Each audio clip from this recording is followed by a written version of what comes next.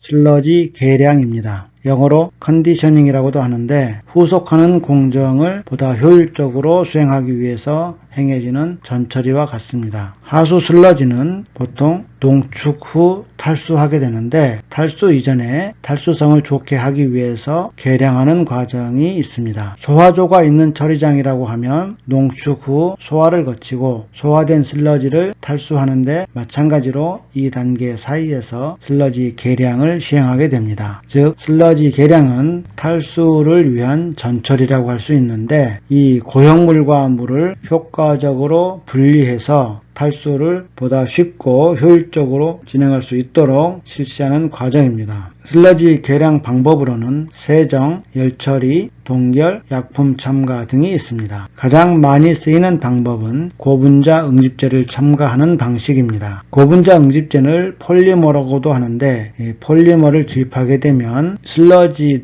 중에 고형물들이 서로 응집응결하게 되고 그만큼 탈수성이 개선됩니다. 무기계 응집제를 첨가하여 계량하는 경우도 있는데 무기계 응집제는 알루미늄이나 철과 같은 삼가의 양이온 무기계 응집제를 투입함으로써 응집을 유도하는 방식을 말합니다. 하수 슬러지 응집에는 이 중에서도 특히 삼가 철을 이용하여 계량함으로써 탈수성을 개선하고 있습니다. 세정은 슬러지 중에 남아있는 무기성 염을 물로 씻어내는 과정을 말합니다. 슬러지량에 2 내지 400가량의 물을 넣어서 희석하고 침전 농축시킨 후 상등액에 남아있는 무기성 염을 배출하면 탈수성이 개선됩니다. 열처리는 슬러지를 130 내지 200도 10도씨 정도에서 가열하게 되면 슬러지 중에 있는 유기성분, 특히 유기물 중에서도 단백질과 같은 성분들은 응고되어 탈수성이 개선됩니다. 소각제를 첨가하는 방식도 있는데 소각제는 대부분이 무기성 응집제 역할을 하기 때문에 소각제를 첨가하면 슬러지의 탈수성이 개선되기도 합니다. 이렇게 탈수성을 개선하기 위해서 행해지는 처리를 슬러지 계량이라고 말을 합니다. 하수 슬러지의 탈수에 사용되는 무기계 혹은 고분자 응집제의 종류입니다. 주로 무기계 응집제는 염화 제1철, 황산 제1철, 황산 제2철 등 삼가 철 계통의 응집제를 많이 사용하고 있고 또 소석회나 생석회 등 알칼리제를 투입하면 응집 효과가 증대됩니다. 탈수성을 개선하기 위해서 과산화수소수를 투입하는 경우도 있는데 과산화수소수를 투입하게 되면 유기물이 산화하여 탈수성이 개선되는 것으로 알려져 있습니다. 고분자 응집제는 가격이 저렴하면서도 효과가 높기 때문에 또 하수 슬러지의 탈수성 개선에 많이 사용되는데 고분자 응집제는 양이온계, 또 음이온계, 그리고 중성계 고분자 응집제가 있습니다. 하수 슬러지의 성상에 따라서 수많은 종류의 고분자 응집제가 만들어져서 시판되고 있는데 그 중에서도 유기 성분이 높은 하수 슬러지는 양이온계 폴리머가 효과적인 것으로 알려져 있습니다. 주입하는 양은 고분자 응집제의 경우 고형물 양의 약 0.2 내지 0.3% 정도만 주입해도 충분히 응집제 효과를 내기 때문에 아주 소량으로도 응집 효과를 볼 수 있습니다. 이에 비해 무기계 응집제들은 건조 고형물 양의 대략 10 내지 20% 정도로 투입합니다. 매우 많은 양의 응집제를 투입하여야만 응집 효과를 볼 수 있기 때문에 그만큼 또 이 주입되는 응집제가 다시 슬러지로 모이기 때문에 슬러지량이 증가하고 약품비가 증가하는 단점이 있습니다. 슬러지 중 입자상 고형물을 감소시키기 위해서 가용화하는 방법이 있습니다. 슬러지를 가용화하면 그만큼 입자상 고형물이 줄어들어서 부피가 감소하고 탈수성이 향상되는 것으로 알려져 있습니다. 또 혐기성 소화를 할 때 혐기성 소화의 가장 장벽이 두꺼운 세포벽의 가수분해가 어렵다는 것인데 슬러지를 가용화시키면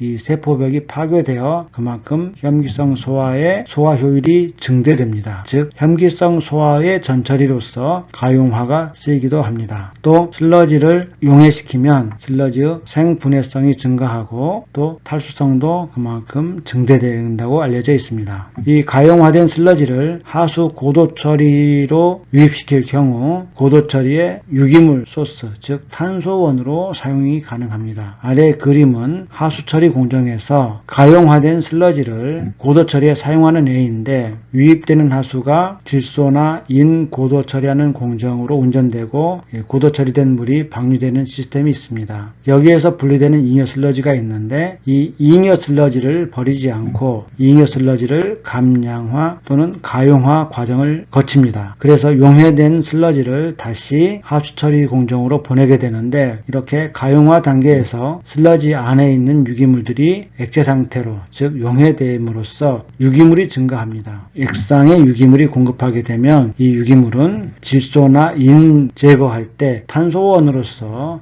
활용하는 효과적인 방법이 됩니다. 가용화 방법은 여러 가지가 있는데 대표적인 것이 초음파 처리입니다. 초음파는 매우 빠른 속도로 진동자에 의해서 물을 진동시키는데, 이 진동에 의해서 물속에 들어있는 유기물들도 순간적으로 압력 변화를 겪게 되고, 이 압력으로 인해 세포 물질이 파괴되는 그러한 원리입니다. 초음파 처리하게 되면 특히 잉여 슬러지의 세포벽이 파괴되어 그만큼 가용화가 높아집니다. 오존 처리는 슬러지에 오존을 주입하는 방식인데, 오존을 많이 주입하게 되면 분해된 슬러지가 완전 산화가 되겠지만, 땅이 오존을 주입하게 되면 세포벽만 분해되어서 세포벽이 얇아지고 수속하는 혐기성 소화의 효율을 향상시킬 수가 있습니다. 산화제를 투입해서 가용화하는 방법도 있습니다. 기계적인 방법으로 세포벽을 파쇄하는 방법도 있는데, 대표적인 것이 볼밀이 있습니다. 볼밀은 그림에서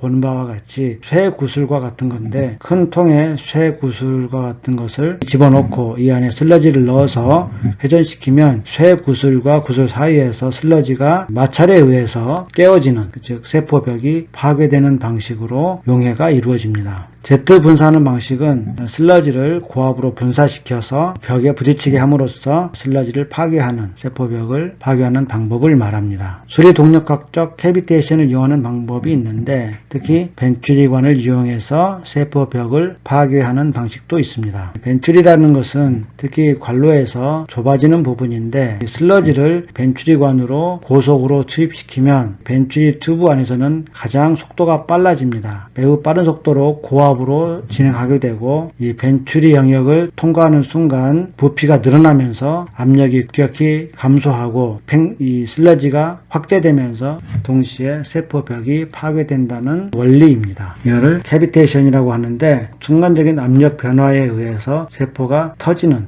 이러한 현상으로 세포벽을 파괴하는 방법을 말합니다. 이 그림은 미처리된 슬러지, 그리고 울트라소닉, 즉 초음파 처리된 슬러지, 그리고 하이드로다이나믹한 슬러지, 즉 수리학적 캐비테이션으로 처리를 한 슬러지의 분해된 양상을 보여주고 있습니다. 용해성 유기물 농도가 증가했다는 것을 예시하는 그래프입니다. 또 가용화 방법으로서 효소를 주입하는 방법이 있습니다. 효소는 특히 탄수화물 분해 요소, 지방 분해 요소, 단백질 분해 효소 등이 서로 다른데, 효소를 슬러지에 주입하면 이 효소는 음식물을 분해하듯이 잉여 슬러지 세포벽을 분해시킴으로써 용해를 촉진합니다. 또 수산화칼슘 같은 알칼리제를 투입하게 되면 특히 지방질이 쉽게 용해되는 특징이 있습니다. 이렇게 슬러지를 탈수 혹은 혐기성 소화하기 이전에 먼저 용해시킨 후 그 다음 혐기성 소화나 탈수 공정을 하게 되면 소화 효율이 높아지고 또 탈수 효율이 향상되는 이점이 있습니다.